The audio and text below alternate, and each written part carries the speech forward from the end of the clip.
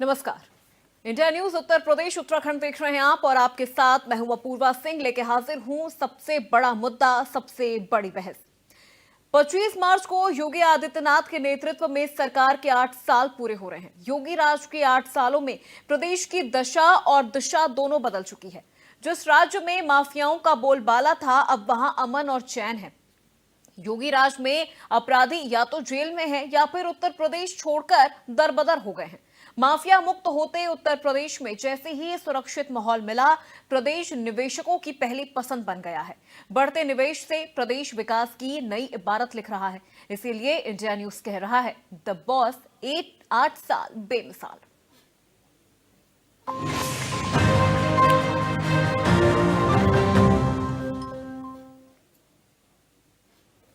योगी आदित्यनाथ, ये वो नाम है जिसने सूबे की सियासी हवा बदल कर रख दी।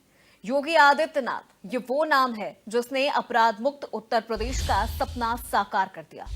योगी आदित्यनाथ, ये वो नाम है जिसने विकास के नए कीर्तिमान गढ़ते हुए सूबे को विकसित राज्य की दौड़ में सबसे आगे लाकर खड़ा कर दिया। जिस उत्तर प्रदेश को कभी माफिया राज के नाम से जाना जाता था, वहां अब अपराध और अपराधियों की कमर टूट चुकी है और विकास के नए आयाम गढ़े जा रहे हैं। लेकिन विपक्ष को यह विकास रास नहीं आ रहा। योगी सरकार के 8 साल पूरे होने पर विपक्ष सरकार पर हमलावर है। जहां एक और सपा 8 साल को बर्बाद बताते हुए सवाल कर रही है, तो वहीं कांग्रेस योगी सरकार को आर्थिक, रोजगार, कानून व्यवस्था और किसान के मुद्दे पर घेर रही है। ऐसे में सवाल उठता है, क्या बौखलाहट में विपक्ष 8 साल बेमिसाल का विरोध कर रही है? क्या विपक्ष को सूबे का लॉ एंड ऑर्डर रास नहीं आ रहा? आखिर सिलेक्टिव घटनाओं पर सियासत क्यों हो रही है? प्रदेश का बढ़ा मान फिर क्यों घमासान? योगी सरकार विपक्ष को विकास नागवार। आज की बड़ी बहस में इन्हीं सवालों पर हम चर्चा करेंगे, लेकिन उससे पहले सुनिए 8 साल पूरे होने पर सीएम योगी आदित्यनाथ ने क्या कुछ कहा। फिर मेहमानों का रुख करेंगे और फिर चर्चा की शुरुआत करेंगे। उत्तर प्रदेश में 2017 के पहले जो चीनी उद्योग लगभग बंदी के कगार पर था, अनुमान करिए व्यापक आंदोलन चलते थे, किसान अपने खेतों में आग लगाता था।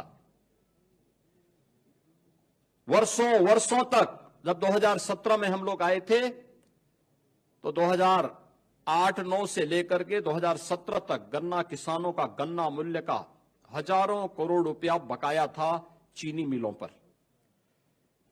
सरकारें चीनी मिलों को औने पौने दाम पे बिक रही थी। आज भी माननीय उच्चतम न्यायालय में मामला चल रहा है, लेकिन हमारी सरकार आई, हमने एक भी चीनी मिल को बंद नहीं किया। बंद चीनी मिलों को रिवाइव किया।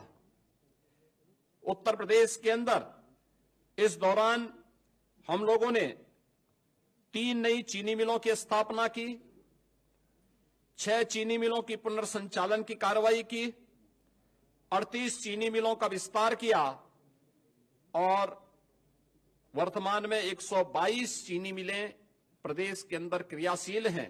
आज उत्तर प्रदेश का नौजवान हो, अन्नदाता किसान हो, उत्तर प्रदेश की कोई बेटी या बहन हो, या उत्तर प्रदेश का व्यापारी या उद्यमी, जीवन के किसी भी क्षेत्र का कोई युवा या समाज का कोई भी व्यक्ति आज जब उत्तर प्रदेश के बाहर जाता है तो उसके सामने अब पहचान को छुपाने की समस्या नहीं होती है।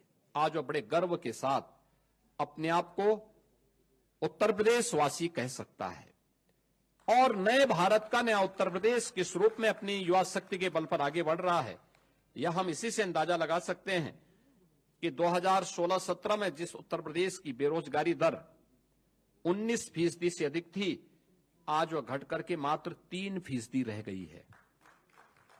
चाहे वह कृषि के सेक्टर में किए गए परिवर्तन हो या फिर एमएसएमई सेक्टर में, सूक्ष्म लघु मध्यम उद्यम के क्षेत्र में, या अपने हस्तशिल्पी और कारीगरों के उन्नयन के माध्यम से, उनके स्किल डेवलपमेंट के माध्यम से उत्तर प्रदेश पहला राज्य था जिसने ओडीओपी की स्कीम चलाई, 1 डिस्ट्रिक्ट 1 प्रोडक्ट के माध्यम से परंपरागत उद्यम को प्रोत्साहित करने का काम किया। इसने उत्तर प्रदेश के एक्सपोर्ट को 86,000 करोड़ रुपए से बढ़ा करके 2 लाख करोड़ रुपए से अधिक बढ़ाने का काम किया है और उत्तर प्रदेश भी एक एक्सपोर्ट स्टेट के रूप में स्थापित हो सकता है, उत्तर प्रदेश ने साबित किया है। उत्तर प्रदेश सरकार के द्वारा उठाए गए उन कदमों का परिणाम है जो पिछले कुछ समय के अंदर हम लोगों को देखने को मिला है, और परिणाम आपके सामने है। एनसीआरबी की जो रिपोर्ट है, कितना परिवर्तन आया है, यह आप सबके सामने है। पिछली सरकारों ने दंगाइयों के काल के रूप में जाने जाने वाली पीएससी की 54 कंपनियों को समाप्त कर दिया था। यानी उन्होंने एक व्यवस्था, एक साजिश की थी कि जब यहां पे पीएससी ही नहीं रहेगी तो फिर इसके बाद दंगाइयों को खुली छूट मिल जाएगी। हमारी सरकार आई, हमने इन सभी कंपनियों को फिर से बहाल किया, बल्कि महिला बटालियन की 3 महिला नई बटालियन भी गठित की। प्रदेश के अंदर अन्य महत्वपूर्ण स्थलों पर भी 5 नई पीएससी की बटालियन के गठन की प्रक्रिया को आगे बढ़ाया। आज उत्तर प्रदेश का नौजवान हो, अन्नदाता किसान हो, उत्तर प्रदेश की कोई बेटी या बहन हो, या उत्तर प्रदेश का व्यापारी या उद्यमी, जीवन के किसी भी क्षेत्र का कोई युवा या समाज का कोई भी व्यक्ति आज जब उत्तर प्रदेश के बाहर जाता है तो उसके सामने अब पहचान को छुपाने की समस्या नहीं होती है। आज वो बड़े गर्व के साथ अपने आप को उत्तर प्रदेश वासी कह सकता है, और नए भारत का नया उत्तर प्रदेश किस रूप में अपनी युवा शक्ति के बल पर आगे बढ़ रहा है, यह हम इसी से अंदाजा लगा सकते हैं। तो आपने सीएम योगी आदित्यनाथ को सुना, अब सुनिए सियासी प्रतिक्रियाएं किस तरह से निकल के सामने आ रही हैं। 25 करोड़ जनता के जीवन में जो परिवर्तन आया है, जो खुशहाली आई है, जो उनका विकास हुआ है, जो गरीब कल्याण की दिशा में आगे बढ़ने का अवसर मिला है, वो अपने आप में बेमिसाल है। और मुझे पूरा विश्वास है हम 2027 में 2017 दोहराते हुए तीसरी बार यहाँ सरकार भी बनाएंगे, और 2047 तक समाजवादी पार्टी हो, कांग्रेस पार्टी हो, बहुजन समाज पार्टी हो, इनका यूपी की राजनीति में भविष्य नहीं। सरकार कह रही है 8 साल बेमिसाल, तो मैं समझता हूं कि इससे बड़ा इस प्रदेश की जनता के साथ छल नहीं हो सकता, क्योंकि पूरे प्रदेश के अंदर हाहाकार मचा है। अत्याचार, अन्याय, पूरी तरीके से कानून व्यवस्था, जंगल राज, फर्जी इनकाउंटर, पेपर लीक। आज देख सकते हैं कि इनके कैबिनेट मंत्री संजय निषाद के द्वारा प्रताड़ित किया हुआ परिवार, धर्मात्मा निषाद का परिवार, जो यहाँ आपके सामने सारी बातें रखा उसने, उनकी पत्नी 21 साल में विधवा हो गई, धर्मात्मा की, अंजनी नाम है उसकी बच्चे 8 महीने के हैं, वो बेघर बाप के हो गए। अब पत्नी मां कह रही कि सारी जमीन बेच दिया, एक जमीन 60,000 में हमारी गिरवी रखी हुई है। यही योगी जी का 8 साल बेमिसाल है। अगर ये बेमिसाल है तो योगी जी हाथ जोड़ रहे हैं हम, आप मठ चले जाइए इस्तीफा देकर, नहीं तो मंत्री पर कार्रवाई करिए, उसको जेल भेजिए। इसके 8 साल पहले जब पहली बार मुख्यमंत्री माननीय योगी आदित्यनाथ जी बने, 5 साल का कार्यकाल पूरा हुआ, फिर दोबारा रिपीट किए, तो जैसे कि पहला काम तो प्रदेश में पिछली सरकारों के जो दंगे होते थे उस पर विराम लगा दिया। सपा के गवर्नमेंट में, बसपा गवर्नमेंट, कांग्रेस में दंगे होते थे, कर्फ्यू लगते थे, उस पर विराम लगा दिया, पहली चीज। दूसरा, जो इन सरकारों में सपा, बसपा, कांग्रेस के अपराधी छुट्टा साड़ की तरह घूमते थे, उन पे विराम लगा दिया। अगर कोई अपराधी अपराध करता है तो 24 घंटे के अंदर उसकी गिरफ्तारी हो रही है, ये सबसे बड़ी चीज है। और सरकार जो पिछली सरकारों में योजनाएं बीच में ही बिचौलिए लूट लेते थे, अब सीधे खाते से खाते में जा रहा है। अर्थव्यवस्था पर, कानून व्यवस्था पर, रोजगार पर पूरी तरह से सरकार फेल हो चुकी है। किसानों के साथ जो धोखा किया उन्होंने, उससे आज किसान बदहाल है, पूरी तरह से असफल हो चुकी है, केवल और केवल। और आज जो माननीय मुख्यमंत्री जी ने 1.5 घंटे का भाषण दिया है, ये भाषण हम लोग सदन में बहुत बार सुन चुके हैं, पर मेरा सिर्फ एक सवाल है कि जो 8 सवाल आज कांग्रेस पार्टी ने पूछे हैं, इस पर सरकार अपना व्हाइट पेपर दे दे, क्योंकि ये सवाल कांग्रेस पार्टी ने नहीं पूछे, ये उत्तर प्रदेश की 25 करोड़ जनता, जिन्होंने उनको जिता करके एक फुल मेजॉरिटी की सरकार बना के भेजा, वो ये जवाब। तो चलिए, सियासी प्रतिक्रियाएं भी आपने सुन ली। सीएम योगी आदित्यनाथ ने आज प्रेस कॉन्फ्रेंस में क्या कुछ कहा, हमने आपको वो भी सुनवा दिया। अब सीधे चर्चा की शुरुआत करते हैं, एक-एक करके मेहमानों से आपका परिचय करवा देते हैं। अजीत प्रताप सिंह जी हमारे साथ जुड़ गए हैं, चैनल हेड हैं। अतुल गहलोत हमारे साथ जुड़ गए हैं, नेता बीजेपी। जितेंद्र वर्मा प्रवक्ता सपा हमारे साथ जुड़ गए हैं, और नवीन दुबे राजनीतिक विश्लेषक हमारे साथ जुड़ गए हैं। आप सभी मेहमानों का बहुत स्वागत है। अजीत जी, सबसे पहले सवालों की शुरुआत मैं आपसे करना चाहूंगी। देखिए, आज हम चर्चा कर रहे हैं कि किस तरह से सीएम योगी आदित्यनाथ के जो कार्यकाल रहा है उत्तर प्रदेश में 8 साल बेमिसाल पर हम चर्चा कर रहे हैं। ऐसे में अगर देखा जाए तो उनके शासनकाल में उनके लिए कई उपलब्धियां भी रही हैं, कई नीतियां भी उन्होंने बनाई हैं रोजगार को लेकर। खासतौर पर उत्तर प्रदेश को अपराध मुक्त करना, ये अपने आप में एक बहुत बड़ा चैलेंज हो जाता है। कई विवाद भी उनके नाम से हमें जुड़ने और हमें देखने को सुनने को मिले हैं कि कई विवाद भी उनके नाम को लेकर हमें सुनने को मिले हैं। आप किस तरह से इन तमाम चीजों को देखते हैं, और इस पूरे 8 साल को आप किस तरह से देखते हैं?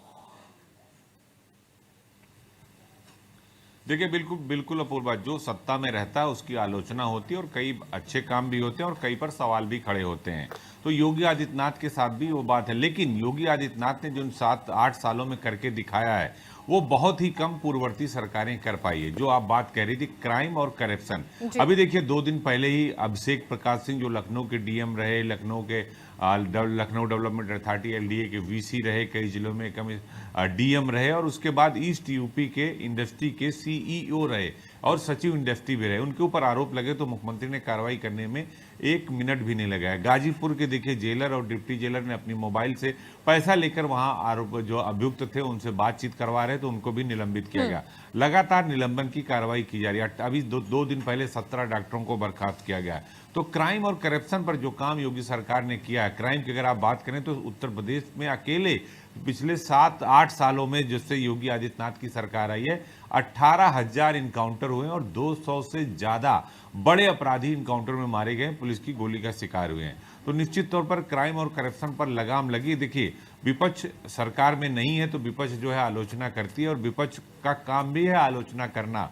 मैं सबको सुन रहा था, वो चाहे रामगोपाल यादव जी थे, चाहे आराधना मिश्रा मोना जी थी, सभी लोग एक तरफ से, अजय राय थे, सभी लोग ये कह रहे थे कि भाई सरकार ठीक काम नहीं कर रही। और धर्मात्मा निषाद का मुद्दा उठा था। धर्मात्मा निषाद का एक मुद्दा है जिसपे संजय निषाद को घेरने की कोशिश विपक्ष कर रहा है और उसमें कुछ सच्चाई भी है। तो निश्चित तौर पर सरकार ने अपने 8 साल के कार्यकाल पूरा होने पर मुख्यमंत्री ने प्रेस कॉन्फ्रेंस की, इंफ्रास्ट्रक्चर पर बात की, एक्सप्रेस वे पर बात की, एक जिला एक मेडिकल कॉलेज पर बात की, उन्होंने एक्सप्रेस वे पर बात की, रोजगार पर बात की, उन्होंने महाकुंभ पर बात की। और देखिए, महाकुंभ ने भी एक इतिहास रचा है, ना भूतो ना भविष्य, इस बात को विपक्ष को मानना पड़ेगा। लेकिन आलोचना एक अच्छे लोकतंत्र की पहचान है। तुलसीदास जी कहते थे, निंदक नियरे राखे आंगन कुटी छवा। अगर निंदा करने वाला आपके आसपास है तो आप अपनी सरकार, आप अपनी सत्ता को अच्छे से चलाएंगे। इनकाउंटर्स को लेकर भी विपक्ष भी सवाल खड़े करता है और सत्ता पक्ष भी सवाल खड़े करता है, क्योंकि इनकाउंटर पॉलिसी की तारीफ उत्तर प्रदेश सरकार की कई राज्यों में हुई, बुलडोजर एक्शन की तारीफ कई राज्यों में और कई जगह इसकी आलोचना भी हुई। समाजवादी पार्टी और बीएसपी हो या फिर कांग्रेस हो, हमेशा इस बात का आरोप लगाते रहे अपूर्वा कि आप जाति देखकर, आप धर्म देखकर बुलडोजर चलाते हैं, बुलडोजर एक्शन आप ऐसा करते हैं। सरकार का ये सीधे तौर पर कहना है कि भाई अपराधी की कोई जाति नहीं होती। उसमें विजय मिश्रा भी आते हैं, उसमें सुधीर सिंह भी आते हैं, उसमें जो है अतीक अहमद भी आते हैं, उसमें मुख्तार अंसारी भी आते हैं।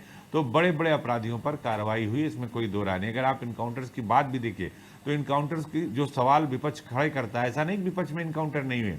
अखिलेश यादव की सरकार में 40 इनकाउंटर हुए और सबसे ज्यादा इनकाउंटर में जो अपराधी मारे गए हैं वो मुलायम सिंह यादव यानी नेताजी की सरकार में मारे गए 499 अधिकारी।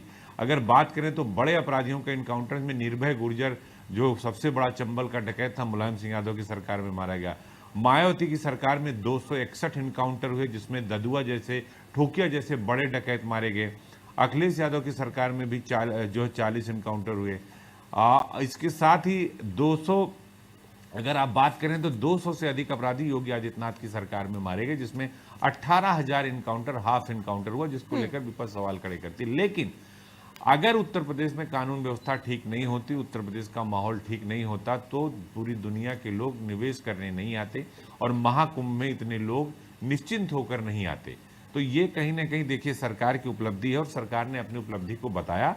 अब विपक्ष का काम है सवाल खड़े करना, और विपक्ष इस पर सवाल खड़े कर रही है और सरकार भी इसका जवाब दे रही है। और अच्छे लोकतंत्र की यही खूबसूरती होती है कि सरकार अपने काम को बताए तो विपक्ष उस काम की आलोचना करे और बताए नहीं नहीं भाई, अभी ये काम करने आपको बाकी है और अभी आपके पास वक्त है। तो निश्चित तौर पर सरकार के 8 साल बेमिसाल पर मुख्यमंत्री योगी आदित्यनाथ ने प्रेस कॉन्फ्रेंस की, उसके बाद विपक्ष ने उस पर अपना रिएक्शन दिया। लेकिन इसमें कोई दो राय नहीं कि जो सरकार की करप्शन और क्राइम पर जो पॉलिसी है उस पर कहीं ना कहीं योगी आदित्यनाथ सफल रहे हैं, और वो सबको दिख रहा हो, चाहे महिला सुरक्षा का मामला हो, चाहे उत्तर प्रदेश में कानून व्यवस्था का मामला हो, चाहे इनकाउंटर्स का मामला हो, या फिर बुलडोजर एक्शन का मामला हो। रोजगार को लेकर भी एक बड़ा सवाल होता है कि भाई रोजगार नहीं है, उस पर भी सरकार ने कहा कि हमने 7 लाख से अधिक रोजगार उपलब्ध कराए हैं अलग अलग माध्यमों से। अपूर्वा, ठीक है, बिल्कुल अजीत जी, मैं लौटूंगी आपके पास। एक बार राजनीतिक विश्लेषक नवीन दुबे जी का भी मैं रुख कर लेती हूँ, उसके बाद प्रवक्ताओं का रुख करूंगी। नवीन दुबे जी, आप किस तरह से इस 8 साल को देख रहे हैं? आज CM Yogi Adityanath press conference करते हैं जहां पर वो ओडीओपी का भी जिक्र करते हैं, 1 डिस्ट्रिक्ट 1 प्रोडक्ट को लेकर भी उन्होंने कहा कि हमने इन चीजों को भी काफी ज्यादा आगे बढ़ाया है। निवेश के मामले में उत्तर प्रदेश इस वक्त जो निवेशक है उनकी पहली पसंदीदा डेस्टिनेशन बन चुका है उत्तर प्रदेश, जहां एक वक्त था जब उत्तर प्रदेश में निवेशक आना नहीं चाहते थे, दूर रहते थे, जान का खतरा रहता था, लेकिन आज निवेश भी वहां पर हो रहा है। लेकिन विपक्ष का भी एक आरोप है कि निवेशक तो आते हैं लेकिन वो चीजें धरातल पर नजर नहीं आ रही हैं। आप किस तरह से इस पूरे 8 साल को देखते हैं? अपूर्वा जी, देखिए, आप योगी जी ने कहा 8 साल के दौरान कि भाई हमने क्राइम को कंट्रोल किया, ये किया। 17 से और 25 के बीच में आप अगर टेक्नोलॉजी को देखें तो उस दौर में जब मायावती की सरकार थी 2007 से 2012 और 2012 से 2017 अखिलेश यादव की सरकार थी, तो मैं समझता हूं इलेक्ट्रॉनिक सर्विलेंस उतना बढ़िया नहीं था जितना 17 से 25 के बीच में हुआ है। तो निश्चित तौर पर जब हर जगह सीसीटीवी इनेबल्ड हो गए, हर चौराहे पर, दुकान पर, गली में, हर जगह सीसीटीवी है, तो कहीं ना कहीं क्रिमिनल को आइडेंटिफिकेशन करने का काम बहुत आसान हुआ है, जो पहले नहीं होता था। पहली चीज। दूसरी, अभी मैं क्राइम पे बात करूं, उसके अलावा आपने जिस तरीके से क्राइम कंट्रोल करने की बात कही, निश्चित तौर पर इसमें मैं सहमत हूं कि जिस तरीके का गली मोहल्ले का, स्ट्रीट का जो क्राइम होता था उस पर काफी हद तक लगाम लगी है। और तीसरी चीज आती है ऑर्गेनाइज्ड क्राइम। ऑर्गेनाइज्ड क्राइम अब फाइनेंशियल क्राइम का रूप ले चुका है। आप नोएडा से शुरू करिए और आखिरी छोर तक आप चले जाइए, मुगल सराय तक, पूरे प्रदेश के अंदर धुआंधार तरीके से खनन हो रहा है और खनन को रोक पाने में योगी जी की सरकार पूरी तरीके से विफल रही है। उसका एकमात्र कारण है कि उनकी अपनी सरकार के ही जुड़े हुए लोग हैं जिन पर प्रशासन की हिम्मत नहीं पड़ती है। तीसरी चीज आती है भ्रष्टाचार। भ्रष्टाचार इन 8 वर्षों में बहुत बढ़ा है उत्तर प्रदेश के अंदर, ये स्वीकार करना पड़ेगा। योगी जी या भारतीय जनता पार्टी के मित्र हमारे माने या ना माने, जो काम पहले 150 रुपए में हो जाता था आज वो 1000 और 500 से नीचे नहीं होता है। तीसरी चीज आती है कि आपके यहाँ अभिषेक प्रकाश और तमाम अधिकारी अभी भ्रष्टाचार में पकड़े गए।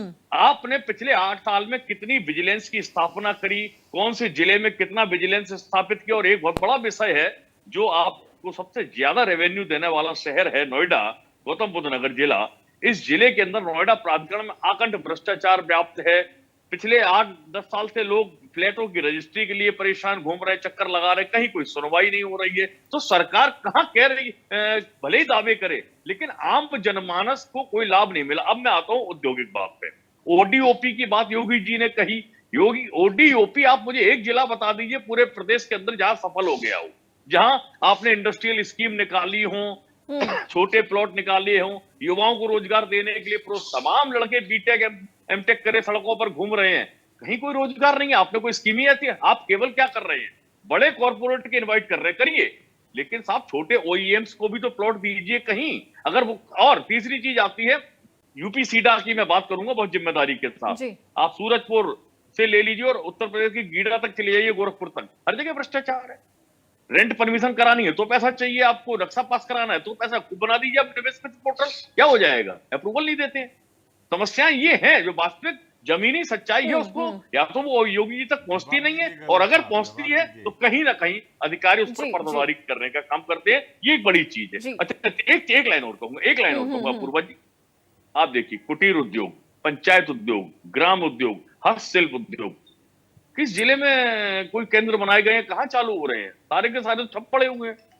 आपके पास अच्छे एक्सप्रेस वे हैं, बहुत अच्छी बात है, आपने पूर्वांचल एक्सप्रेस वे बनाया, बुंदेलखंड एक्सप्रेस वे बना, आगरा लखनऊ एक्सप्रेस वे बना, इनके एडजॉइनिंग आपके पास अच्छी खासी जमीन है, एक्वायर्ड जमीनें हैं, क्यों नहीं आप छोटे उद्योग प्रमोट करते हैं? देखिए, जब तक एक जमीन से निकला हुआ आदमी आगे आप नहीं बढ़ाएंगे, आप केवल बड़े कॉर्पोरेट को बढ़ाते रहिए, लाते रहिए, उससे कुछ लाभ नहीं होने वाला है जनता का, देश प्रदेश की। आप युवाओं को रोजगार दीजिए, उनको सब्सिडी दीजिए, लोन दीजिए, उनको कहिए कि आप 5 साल बाद रिटर्निंग शुरू करिए। देखिए, हर जगह हम चाइना से मुकाबला हमको करना तो लाना पड़ेगा। तो है, निवेश प्रस्तावों को लागू करने में देखिए चुनौतियां हैं, उनको धरातल पर लाने में काफी वक्त भी लग जाता है, जो चीजें हम देख रहे हैं, लेकिन बदलाव भी तो उत्तर प्रदेश में हुआ है। हम उन चीजों को तो नजरअंदाज नहीं कर सकते ना। सिर्फ सिलेक्टिव चीजों पर अगर हम राजनीति करेंगे, सिर्फ सिलेक्टिव चीजों को लेकर हम एक नेगेटिव नैरेटिव बना के चलेंगे, तो मुझे नहीं लगता ये चीजें सही हैं। कुछ बदलाव तो उत्तर प्रदेश में ऐसा नहीं ना कि सर 17 के बाद से अब तक कुछ नहीं हुआ। अब जी एक लाइन में जवाब दूंगा। देखिए, ऐसा समय के साथ, तकनीक के साथ बदलाव होता है। सन 47 में भारत जब आजाद हुआ तो तब क्या स्थिति थी और आज 2025 में क्या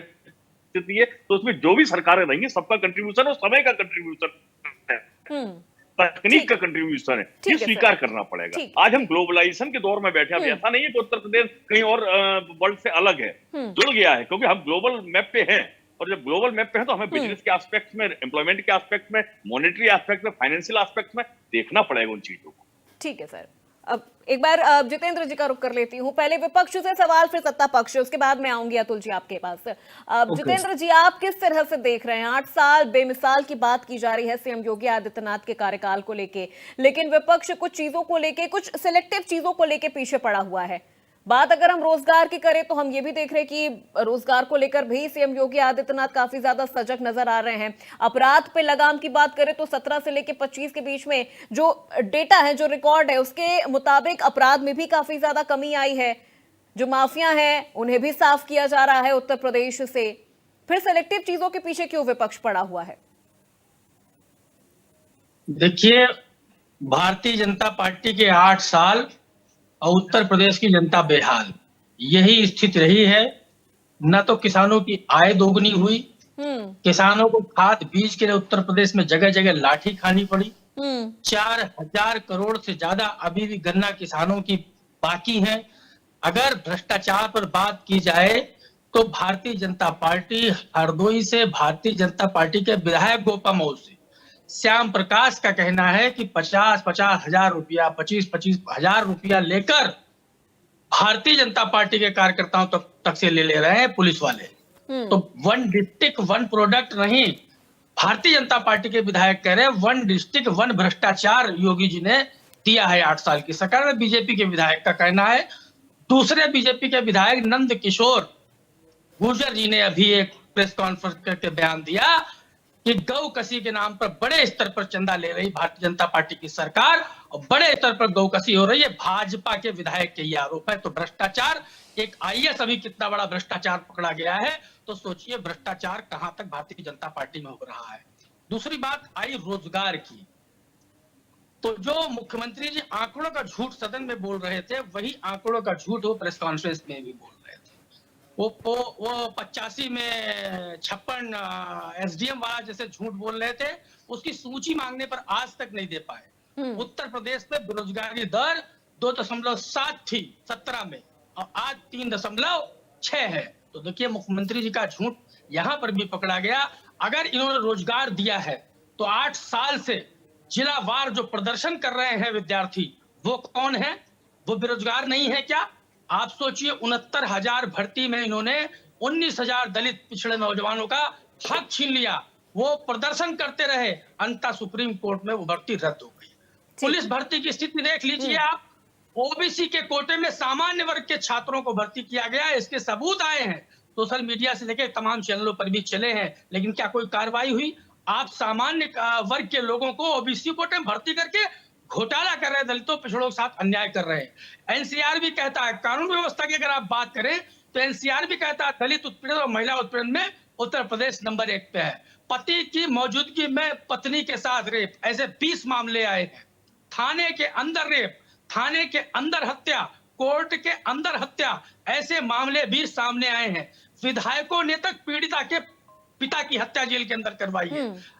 विधायकों ने भाजपा के रेप भी किए हैं। तो ऐसी घटनाएं भी आई हैं। कोई कानून व्यवस्था नहीं सुधरी है। अभी लखनऊ में देख लीजिए, एक ऑटो रिक्शा ने रेप कर दिया, उसकी हत्या कर दी, और काकोरी में 2 नौजवानों की गोली मार के हत्या कर दी गई। गाजीपुर में परसों 2 नौजवानों की गोली मार के हत्या कर दी गई। सामूहिक हत्याकांड इलाहाबाद में हुआ, आगरा में हुआ, बनारस में हुआ, 1-1 करोड़ की लूट बनारस में हुई। तो ये देखिए, ये सिर्फ शगुफा है। भारतीय जनता पार्टी इससे बहलाना चाहती है, लेकिन जनता समझदार हुई, तभी 24 में चुनाव में भारतीय जनता पार्टी को जनता ने जवाब भी दिया था। विकास के मामले में जो रेखा माननीय अखिलेश यादव जी ने खींची थी, मुख्यमंत्री जी उसको नहीं आगे बढ़ा पाए। एक ये दूसरा अंतर्राष्ट्रीय स्टेडियम बता दे, भगवान विष्णु के नाम पर सपा सरकार ने लखनऊ में एक आना स्टेडियम बनवाया, पुलिस मुख्यालय हमने बनवाया, मुख्यमंत्री जितेंद्र जी हमने बनवाया। ठीक है जितेंद्र जी, आप देखिए, आप दंगों की बात कर रहे हैं। चलिए, आपके तमाम सवालों के साथ मैं सीधे रुक करूंगी अतुल जी का, लेकिन उससे पहले कुछ रिकॉर्ड हमारे पास भी हैं, मैं उसका भी एक बार यहां पर जिक्र करना चाहूंगी कि 2012 से लेकर 2017 के बीच राज्य में 815 सांप्रदायिक दंगे हुए हैं, जिनमें 192 लोगों की मौत हुई है। यह आंकड़ा सरकारी रिकॉर्ड पर भी आधारित है। 2017 के बाद दंगों में कमी का दावा भी किया जा रहा है। चलिए, अब ये रहा आपके तमाम सवालों को लेकर, आपने जो दंगों का जिक्र किया उस पे मैंने ये आपको आंकड़ा बताया जो हमारे पास है। अतुल जी का मैं सीधे रुक करती हूँ। अतुल जी, जवाब दीजिए। आप 8 साल बेमिसाल की बात कर रहे हैं, लेकिन विपक्ष तो कह रहा है कि आपने तो कुछ नहीं किया, अब जनता बेहाल है, आप ना रोजगार में आप रोजगार दे पा रहे हैं, ना आप महंगाई कम करवा पा रहे हैं, ना ही आप जो अपराध हो रहा है उत्तर प्रदेश में, ना वो आप कम करवा पा रहे हैं। अपूर्वा जी, मुझे विपक्ष की जब बातों पर हंसी आती है, क्योंकि उत्तर प्रदेश ही नहीं पूरा भारत के हर एक व्यक्ति को पता है कि उत्तर प्रदेश की भाजपा की जब से सरकार, उससे पहले की स्थिति क्या थी और आज की स्थिति क्या है। मैं आपको बताना चाहता हूँ पूर्वा जी, योगी सरकार के 8 साल बहुत दमदार रहे हैं। चाहे कानून व्यवस्था का मामला रहा हो, हमने माफियाओं को सफाया करने का काम किया है, दंगा मुक्त उत्तर प्रदेश बनाने का काम किया है। जब सपा की सरकार पिछले समूह में रहती थी, आप भी जानते हैं, आए दिन दंगे होते थे, चाहे मुजफ्फरनगर कांड हो, बड़े बड़े दंगे होते थे, और एक जाति विशेष के लोगों को इनका बहुत प्रेम था, उनको बचाने का काम करते थे, और एक विशेष समुदाय को टारगेट बनाकर उसके समुदाय के नेताओं को जेल में डालने का ये सरकार काम करती थी। मैं अपूर्वा जी, ये जग जाहिर है, इनके नेताजी कहते थे कि बड़े फक्र से कहते थे कि हमने राम भक्तों पर गोली चलवाने का काम किया। अरे शर्म आनी चाहिए। अरे सनातनियों ने आपको आईना दिखा दिया, आप 9 सीटों पर चुनाव में लड़े, 7 पे भारतीय जनता पार्टी जीती, 2 पर आप जीते। अरे आपको चाहे संभल का प्रकरण ले लीजिए पूर्वा जी, एक जाति विशेष समुदाय के ऊपर इनका इतना प्रेम उमड़ता है कि ये सब जग जाहिर है। इसका यही परिणाम है कि जो उपचुनाव हुए हैं, ये मात्र 2 सीट जीत पाए हैं। और चाहे धार्मिक पर्यटन का मामला हो, हमने अपूर्वा जी 8 साल में धार्मिक पर्यटन में बहुत तेजी के साथ विकास किया है। और आप देख रहे हैं, महाकुंभ का हमने आयोजन किया। भारत ही नहीं, पूरे विश्व भर में महाकुंभ की चर्चा चल रही है, जिसमें 66 करोड़ 30 लाख लोगों ने एक डुबकियां लगाई। और एक छोटे से तट पर, एक प्रयागराज में, वहां 66 करोड़ 30 लाख लोग इकट्ठा होना कितना बड़ा अपना बात हो सकती है। और हमारी सरकार में अपूर्वा जी, अर्थव्यवस्था पर हमने हम देश की अर्थव्यवस्था में हम उत्तर प्रदेश 9% का सहयोग कर रहा है। देश की जो अर्थव्यवस्था है उसमें 9% उत्तर प्रदेश की अर्थव्यवस्था है। और निवेश चाहे 8 सालों में, अपूर्वा जी ये बड़ी बड़ी बातें करते थे। पहले अपूर्वा जी ये स्थिति थी, सपा और बसपा की जो सरकारें होती थी, जो बड़े बड़े निवेशक थे वो चले गए थे यहाँ, कि माफिया राज से बहुत परेशान थे। चाहे अतीक अहमद हो, मुख्तार हो, बड़े बड़े माफिया हुआ करते थे। और सबसे बड़ी चीज ये थी अपूर्वा जी, उनमें सरकार का संरक्षण था उन लोगों को। हमने 8 सालों में अपूर्वा जी 5 लाख करोड़ का निवेश लाए हैं, हम 5 लाख करोड़ का निवेश। और अपूर्वा जी आप सुनिए, अब मैंने इनकी बातों को बड़ा गहनता से सुना है, आप मेरी ठीक है, तो आप भी अतुल जी ज्यादा समय ना लेते हुए आप 8 सालों का पूरा वो रिपोर्ट कार्ड बताइए, जैसे आज सीएम योगी आदित्यनाथ वो रिपोर्ट पेश कर रहे थे। अपूर्वा जी, अपराधियों के एनकाउंटर में अपूर्वा जी हमने 222 अपराधियों को ढेर किया है। जो घायल जो अपराधी थे 8118, जो गिरफ्तार जो अपराधी हुए वो 20,221। हमने उत्तर प्रदेश में गैंगस्टर के तहत 89,984 लोगों पर कार्रवाई की और एनएसए हमने 930 अपराधियों पर एनएसए की कार्रवाई की है। और हमने उत्तर प्रदेश में जो अपराधी जो भूमाफिया थे उनकी संपत्ति को जब्त करने का काम किया। 142 अरब रुपए की संपत्ति हमने जब्त की है और हमने भूमाफिया पर भी एक्शन लेने का काम किया है पूर्वा जी। 66,000 हेक्टेयर जमीन को हमने भूमाफिया से मुक्त कराने का कार्य किया है। ठीक है अतुल जी, चलिए मैं लौटूंगी आपके पास, इन्हीं तमाम सवालों के साथ मैं लौटूंगी आपके पास। भूमाफियाओं को उम्र कैद हुई है और अपूर्वा जी आप जान रहे हो हमने बड़े बड़े भूमाफिया हो, ठीक है बड़े अपराधियों हो, माफिया हो, मिट्टी में मिलाने का काम किया है। पूरा उत्तर प्रदेश, भारत ही नहीं पूरे विश्व भर में योगी जी की शैली की चर्चाएं हैं अपूर्वा जी, आप देख ही रहे हैं। पहले जो भारत, ठीक है अजीत जी, आपसे समझना चाहूंगी मैं, क्या विपक्ष सिलेक्टिव चीजों को लेकर राजनीति कर रहा है? क्या एक नेगेटिव नैरेटिव जो विपक्ष की तरफ से है वो हम लगातार देख रहे हैं कि पूरे 8 साल में किस तरह से चीजें वो चल रही हैं। लेकिन बात अगर हम बीजेपी की करें तो कुछ चुनौतियां बीजेपी के सामने भी हैं, कुछ विवाद बीजेपी को लेकर भी पूरे 8 साल में हम देख रहे हैं। सिलेक्टिव चीजों को लेकर राजनीति हो रही है, ऐसा सत्ता पक्ष का कहना है, तो वही विपक्ष कह रहा है कि कुछ सिलेक्टिव लोगों को ही फायदा पहुंचाया जा रहा है बीजेपी के राज में। अपूर्वा जी ऐसा कुछ नहीं है। अतुल जी मैं लौटूंगी आपके पास। अजीत जी से मेरा सवाल है, अपने मुद्दों पर राजनीति कर रही है और बीजेपी अपनी पिच पर ही विपक्ष को खेलने को मजबूर कर दे रही है। बीजेपी एक राग छेड़ती और विपक्ष भी उसी पिच पर आ जाता और उसका फायदा भारतीय जनता पार्टी को हमेशा मिल जाता हो, चाहे संभल का मुद्दा हो, चाहे ज्ञानवापी का मुद्दा हो, चाहे काशी का मुद्दा हो, कहीं का भी मुद्दा जब बीजेपी उसकी शुरुआत करती है तो विपक्ष उस पिच पर आकर और रिएक्ट करने लगता है। इसका फायदा सीधे बीजेपी को मिलता है। दोनों ही दल, वो चाहे सत्ता पक्ष हो चाहे विपक्ष हो, दोनों ही दल वोट की राजनीति कर रहे हैं।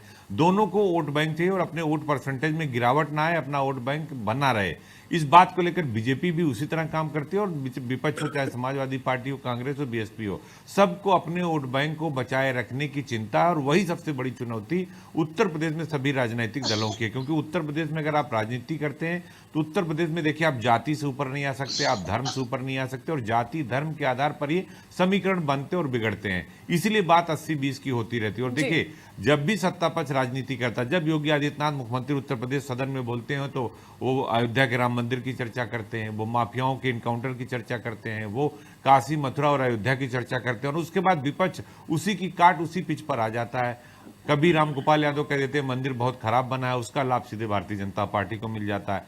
तो निश्चित तौर पर जैसे नेजा का मेला था, नेजा के मेले को लेकर समाजवादी पार्टी ने कहा मेला होना चाहिए, सत्ता पक्ष उसको नहीं कराने देना चाह रही थी। महाराजा सुहेल देव को लेकर मुख्यमंत्री योगी आदित्यनाथ ने देखिए सबके सामने बोला कि उनका 150 साल का जो उनका शौर्य और पराक्रम था, 150 साल तक कोई आक्रांता जो हिंदुस्तान की तरफ नहीं देख पाया। तो सीधी सी बात है कि जो सत्ता पक्ष है, जो विपक्ष है, दोनों सिलेक्टिव राजनीति कर रहे हैं और सिलेक्टिव कसना बाकी है। और रही बात सत्ता पक्ष और विपक्ष की, तो ये सत्ता पक्ष और विपक्ष की हमेशा लड़ाई सड़क में भी चलेगी और सदन में भी चलेगी। लेकिन जब तक सड़क पर विपक्ष उतरकर सरकार का विरोध नहीं करेगा तब तक सरकार का मुकाबला करना और सरकार को ऐसे बयान देकर आप उनकी आलोचना करते रहिए, लेकिन सरकार को अगर जवाब देना है तो आपको सड़क पर उतरना पड़ेगा। ठीक, बिल्कुल। मुलायम सिंह यादव की जब विपक्ष में रहते थे हमेशा उस सड़क पर हर महीने धरना प्रदर्शन होता था, उससे शायद सीख लेना चाहिए समाजवादी पार्टी को। ठीक है नवीन जी, मैं आपसे समझना चाहूंगी, देखिए जनता का भी नजरिया अगर हम देखें उत्तर प्रदेश की सरकार को लेकर तो काफी हद तक पॉजिटिव रहा है। 2022 के नतीजों की अगर हम बात कर ले तो जिस तरह से सरकार रिपीट हुई है उससे ये तो काफी हद तक चीजें क्लियर हो गई हैं कि जनता ने भी स्वीकार किया है बीजेपी की नीतियों को, बीजेपी की पॉलिसी को। एक सख्त हिंदुत्व नेता वाली जो छवि है ना सीएम योगी आदित्यनाथ की, वो कहीं ना कहीं उन्हें काफी ज्यादा आगे लेके जा रही है। विपक्ष के पास इसकी क्या काट है? 2027 में जब विपक्ष जनता के बीच में आएगी, पहुंचेगी, तब क्या कह के आएगी, क्या अपनी उपलब्धियां बताएगी? अपूर्वा जी देखिए 2-3 चीजें हैं उत्तर प्रदेश की राजनीति और खासकर बिहार और उत्तर प्रदेश में, 2 राज्यों का जिक्र करूंगा। यहाँ पूरी तरीके से जाति आधारित राजनीति होती चली आई जब से लालू यादव ने राजनीति में कदम रखा बिहार में, उत्तर प्रदेश में मुलायम सिंह यादव के समय से जाति के आधार पर राजनीति होने लगी। उसके बाद उसमें धर्म का तड़का लगा तो एमवाई समीकरण जैसी चीजें निकल के आई। अब उसी पैटर्न को लेके अखिलेश यादव चल रहे हैं कि भाई पिछड़ा दलित अल्पसंख्यक, ये पीडी हमने भले वो कहते हैं अगड़ा वगड़ा, वो अगड़ा वगड़ा तो कहीं नहीं, केवल उनका अल्पसंख्यक है। सिंपल सी चीज है। इधर क्या है कि भारतीय जनता पार्टी के जो हिंदुत्व कार्ड है, उस कार्ड के अंदर कोई जाति की बात नहीं, उसमें सारे के सारे समाहित हो जाते हैं। अच्छा, सवर्ण समाज वास्तव में ये चीज देख रहा है कि जिस तरीके से समाजवादी पार्टी के लोग सवर्णों को टारगेट कर रहे हैं, उनको दिखाई दे रहा है कि इनके साथ तो जाना ही नहीं, वो जाएगा भी नहीं, मुझे नहीं लगता है। तो वो एक बल्क वोट जो है वो कांस्टेंट रहेगा भारतीय जनता पार्टी के साथ। प्लस जो बसपा का दलित वोट है, ये फैक्टर था, वो 2022 में छिटक के समाजवादी पार्टी के साथ गया। लोकसभा चुनावों में भी उसने समाजवादी पार्टी के साथ दिया, लेकिन अब उसको भी दिखाई दे रहा है कि भाई सत्ता के नजदीक कौन है और केंद्र में किसकी सत्ता है, तो वो भी वोट कहीं ना कहीं डाइवर्ट हो सकता है। और दूसरी चीज क्या है कि भारतीय जनता पार्टी की राजनीति में एक अच्छी चीज है कि वो जाति आधारित पॉलिटिक्स से बचने की कोशिश करते हैं। बोलने में करते वही हैं, जाति आधारित बेसिस पे जिला अध्यक्ष बनाएंगे, मंत्री बनाएंगे, सब कुछ करेंगे, टिकट वितरण करेंगे, लेकिन बोलेंगे नहीं। ये एक उनकी खासियत है। एक दूसरा पॉइंट में और कहना चाह रहा था पूर्वा जी कि देखिए करप्शन पर जो बात हो रही थी, अजीत जी बोल रहे थे, आप एक चीज देखिए, बड़ा सिंपल है। हम लोग जैसे कोई बिजनेस करते हैं, कोई ऑफिस चलाते हैं, तो अपने टोटल टर्नओवर का 2% 3% पे ऑफिस के खर्चे आ जाते हैं, सारे सबकी सैलरी निकल जाती है, बढ़िया ऑफिस मेंटेन हो जाता है। उत्तर प्रदेश सरकार को ये चाहिए कि जितना पैसा करप्शन का रिकवर होगा, उसके 3% में हम लोगों को सैलरी देंगे, उनके एक्सपेंसेस बियर करेंगे, और आप भर्ती कर लीजिए हर जिले के अंदर 500 युवा, 1000 युवा, पूरे प्रदेश के अंदर जाल बिछा दीजिए एंटी करप्शन टीम का। अपनी टीम को टारगेट दीजिए, एक एक डिपार्टमेंट आपका ऐसा नीट एंड क्लीन हो जाएगा। यही फौज जो आज, एक चीज मैं और कहूंगा बहुत जिम्मेदारी के साथ, आज आप चले जाइए उत्तर प्रदेश के किसी भी शहर में, पान की दुकान पे कहीं पे भी, नोएडा में आप चले जाइए, दिल्ली में कहीं भी चले जाइए, पूरे देश के अंदर 2014 के बाद से एक पेपर रोल बिकने लगा है पान की दुकानों में, जिसपे लोग नशा भर भर के पी रहे हैं और युवा इसका बहुत बड़ा शिकार हो रहा है। मैं अपील करता हूं इंडिया न्यूज के इस मंच के माध्यम से कि योगी सरकार इसका संज्ञान ले और इस तरीके के प्रोडक्ट की बिक्री तत्काल प्रभाव से रोकी जाए। ग्रामीण अंचल में बहुत बुरी तरीके से ड्रग्स का जो जाल है। ठीक है नवीन जी, मैं लौटूंगी आपके पास। जितेंद्र, चिंता का विषय है जी ठीक है, जितेंद्र जी क्या कहना चाहेंगे आप? जिस तरह से देखा जाए तो योगी सरकार में बुलडोजर कार्रवाई काफी ज्यादा ट्रेंडिंग में रही है, लेकिन विपक्ष को इससे भी आपत्ति थी। विपक्ष उसमें भी कह रहा था कि कुछ सिलेक्टिव लोगों पर ही ये कार्रवाई हो रही है, जाति देख के, धर्म देखकर उन पर ये कार्रवाई हो रही है। लेकिन इन चीजों की तो वाहवाही भी हुई है, कई राज्यों ने इस मॉडल को अपनाया भी है, विदेशों तक चर्चा हुई है। देखिए, मुख्यमंत्री जी ने कोई अपराधियों को नहीं मारा है। जिनसे मुख्यमंत्री जी की जलन थी, मुख्यमंत्री जी का विरोधाभास था, मुख्यमंत्री बनने से पहले काफी गैंगवार रही जिन लोगों से, अपनी दुश्मनी केवल सत्ता का दुरुपयोग करके उन्होंने निकाली है। सुपारी किलिंग भी करवाई गई है। अभी जांच होगी आने वाले समय में। अतीक अहमद की तो सुपारी किलिंग हुई थी। सरकार जिनको मरवा नहीं पाई पुलिस से, उनकी सुपारी किलिंग करवा दी या किसी और तरह से मरवा दिया। देखिए, ये सब अपराध इतना बढ़ गया उत्तर प्रदेश में, आंकड़े बता रहे हैं। बाकी ये 8 साल समाजवादी पार्टी की सरकार के कामों का फीता काट के अपनी सरकार चलाते रहे। मेट्रो हमने दी, आपका स्टेडियम अंतरराष्ट्रीय हमारा दिया हुआ, आपका 10-90-100 नंबर पुलिस जो हमारी दी हुई, 108 102 एम्बुलेंस हमारी सरकार की, हर जिले में ट्रॉमा सेंटर हमने बनवाए, हर जिले में कृषि बाजार बनवाया, हर जिले में हमने जीजीआईसी इंटर कॉलेज बनवाया, हर जिले में कृषि किसान बाजार बनवाया, हर जिले में हमने आपको जीजीआईसी इंटर कॉलेज दिया, IT city hub, HCL Gomti river front से लगा के लखनऊ का पुलिस मुख्यालय भवन या लोक भवन जिसमें मुख्यमंत्री जी बैठते हैं, मेदांता अस्पताल से लगा के जितना विकास कार्य है समाजवादी पार्टी की सरकार का किया गया है, पुलिस मुख्यालय भवन से लगा के एशिया का जेनेश्वर सबसे बड़ा पार्क, ये सब काम हमारे हैं। हमने 18 लाख लैपटॉप दिया, 5,43,000 सरकारी नौकरी दी, उद्योग धंधे लगाकर 42 लाख लोगों को सीधे रोजगार से जोड़ा। और आज मुख्यमंत्री जी उनके लोग भूमाफिया की बात करते हैं। अरे भूमाफिया तो अयोध्या में है।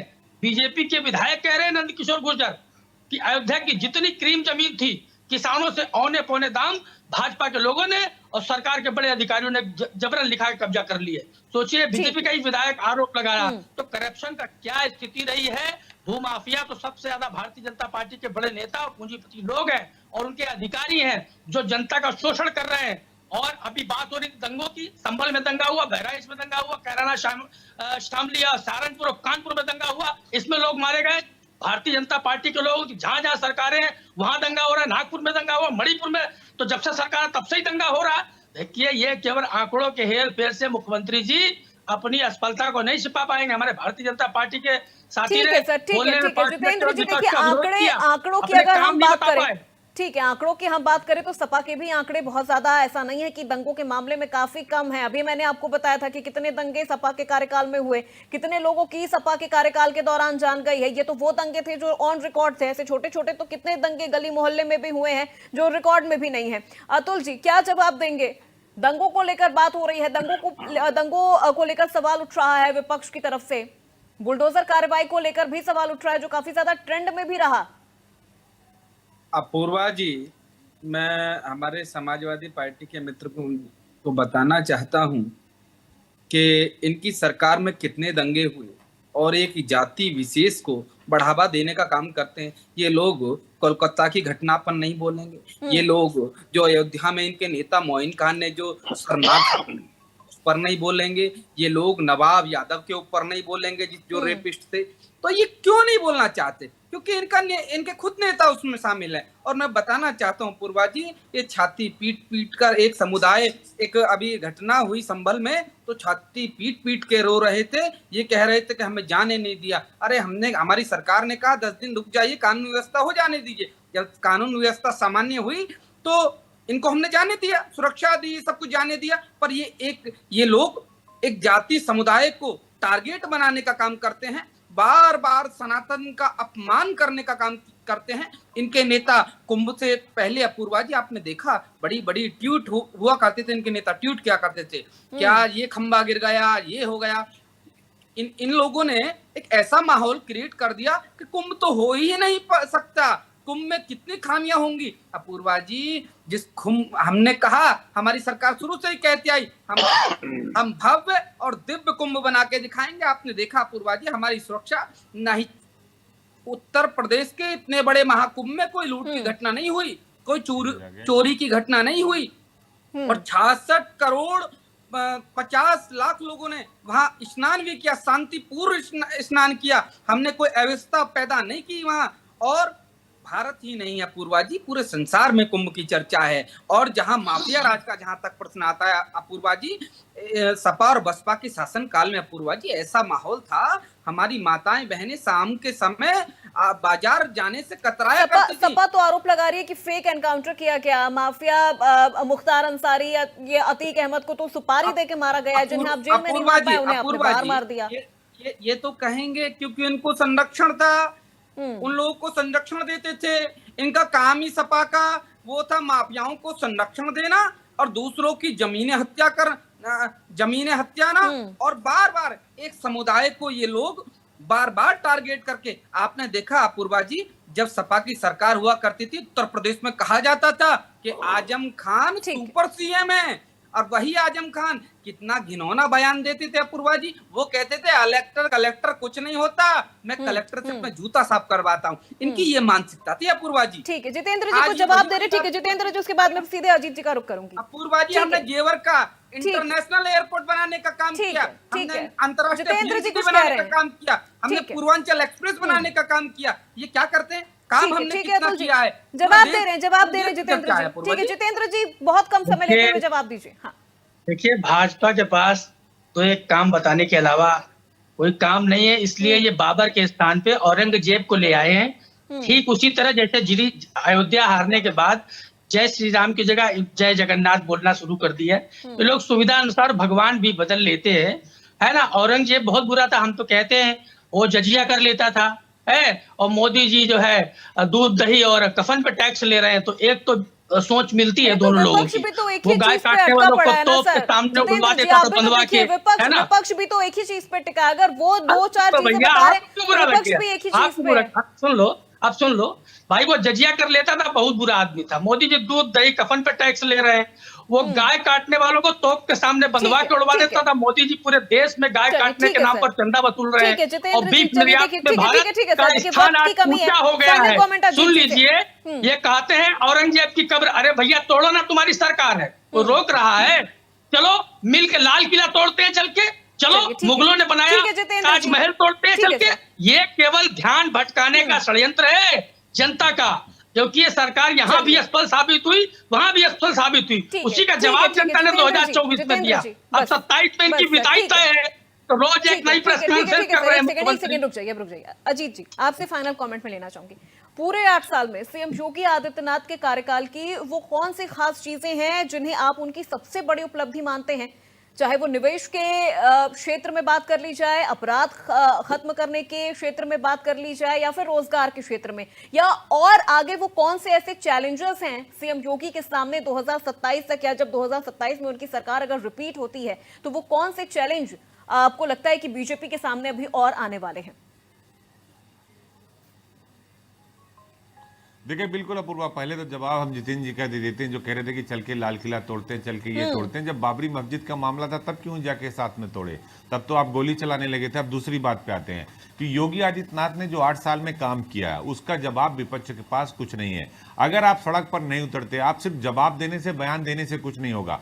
आप सनातन की जो लाइन योगी आदित्यनाथ ने खींच ली उसका जवाब विपक्ष कैसे देगा? एक बात।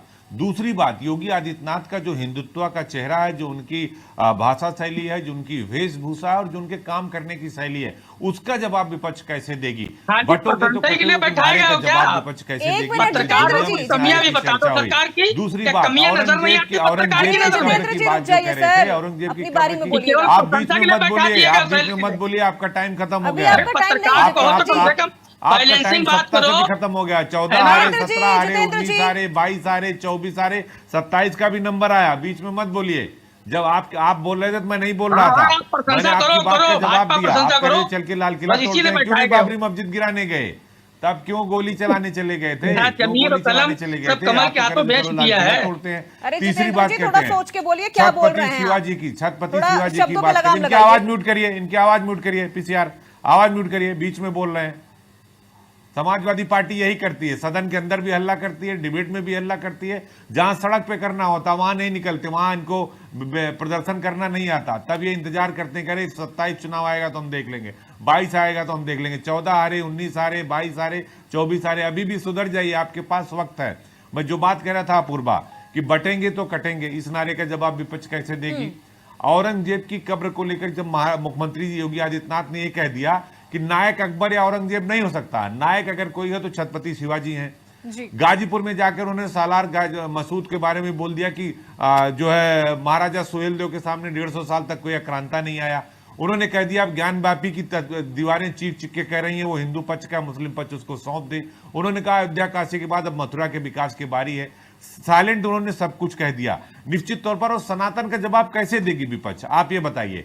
विपक्ष के पास सिर्फ सत्ता पक्ष के विरोध करने के अलावा कोई मुद्दा नहीं, और जब तक उनके पास कोई ऐसा मुद्दा नहीं आएगा जिस पर सरकार उन्हें घेरने की कोशिश करे, सरकार उनका जवाब दे, तब तक विपक्ष सत्ता पक्ष का जवाब नहीं दे सकता। और निश्चित तौर पर Yogi Adityanath the game changer, Yogi Adityanath एक ऐसा चेहरा है, 70% प्लस जीत का स्ट्राइक रेट है। वो बंगाल से लेकर बिहार तक, उत्तर प्रदेश से लेकर उड़ीसा तक, महाराष्ट्र से लेकर हरियाणा तक, उस बात का जवाब विपक्ष के पास नहीं। विपक्ष के पास वन मैन लाइन हो, चाहे अखिलेश यादव हो, चाहे मायावती हो, चाहे राहुल गांधी और प्रियंका गांधी हो, इनके पास इनके अलावा कोई ऐसा फेस नहीं है जो जाकर भारतीय जनता पार्टी का जवाब दे दे। जबकि बीजेपी में भरमार है, प्रधानमंत्री नरेंद्र मोदी से लेकर अमित शाह से लेकर राजनाथ सिंह से लेकर जेपी नड्डा से लेकर नितिन गडकरी से लेकर बहुत एक स्मृति ईरानी से लेकर बहुत सारी एक लंबी फहरिस्त है। और उसमें योगी आदित्यनाथ जो प्रधानमंत्री के बाद सबसे ज्यादा डिमांडिंग है, कश्मीर से लेकर कन्याकुमारी तक।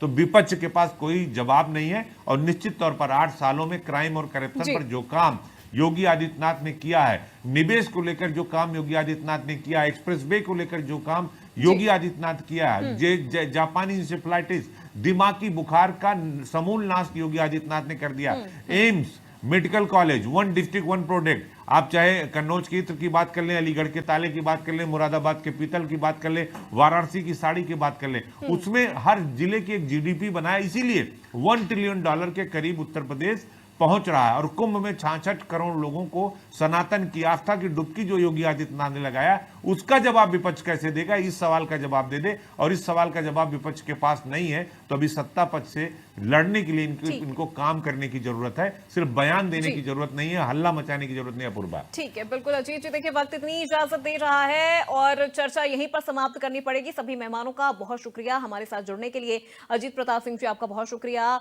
अतुल गहलोत जी, जितेंद्र वर्मा जी और नवीन दुबे जी, आप सभी मेहमानों का बहुत शुक्रिया हमारे साथ चर्चा का हिस्सा बनने के लिए। तो देखिए, चर्चा हम कर रहे थे कि सीएम योगी आदित्यनाथ के कार्यकाल के उत्तर प्रदेश में 8 साल पूरे होने वाले हैं और आज जिस तरह से सीएम योगी आदित्यनाथ ने प्रेस कॉन्फ्रेंस करके अपने 8 साल के कार्यकाल का रिपोर्ट कार्ड भी पेश किया है। उन्होंने बताया कि किस तरह से उत्तर प्रदेश में विकास की जो धारा है वो निरंतर बह रही है। विपक्ष सवाल खड़े कर भी रहा है, विपक्ष का काम है सत्ता पक्ष की कमियों को गिनाना, सत्ता पक्ष की गलतियों को जनता के सामने उजागर करना, लेकिन जिस तरह से विपक्ष सिलेक्टिव चीजों पर ही राजनीति कर रहा है, ये विपक्ष को थोड़ा एनालिसिस करने की जरूरत है। तो आज मेरे साथ बड़ी बहस में बस इतना ही। प्रदेश की तमाम खबरों के लिए आप देखते रहिए इंडिया न्यूज उत्तर प्रदेश उत्तराखंड।